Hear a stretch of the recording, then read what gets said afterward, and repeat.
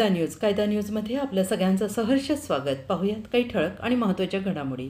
राज्याचे माननीय राज्यमंत्री, प्रहार संघटनेचे संस्थापक अध्यक्ष माननीय बच्चू कडू यांचा तालुका प्रहार संघटनेच्या वतीनं सत्कार करताना अप्पासाहेब तरटे, तानाजी घोडके आदींसह पदाधिकारी आणि दिव्यांग व्यक्ती.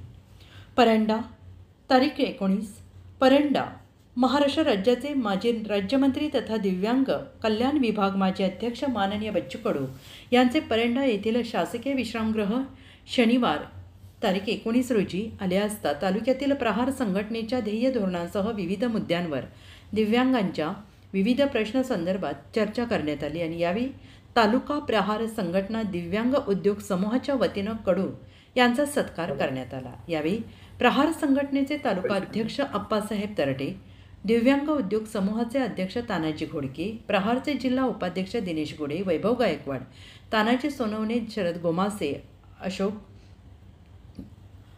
आकाश निरफळ, रासप तालुका अध्यक्ष मनोज पाडोळे, अनिकेत कुलकर्णी, दिव्यांग तालुका प्रमुख तानाजी सांगडे, स्वानंद कुलकर्णी आदींसह पदाधिकारी कार्यकर्ते उपस्थित होते. यावेळी नुकतीच बृहन्मुंबई महानगरपालिकेत सहाय्यक कार्यकारी अधिकारी पदाच्या निवडीबद्दल व्हॉइस ऑफ मीडिया जिल्हा उपाध्यक्ष पत्रकार प्रकाश काशीद यांचा माननीय बच्चूभाऊ कडू यांनी सत्कार करून शुभेच्छा दिल्या.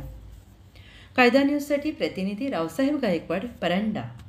अशाच नवनवीन बातम्यांसाठी पाहत रहा कायदा न्यूज.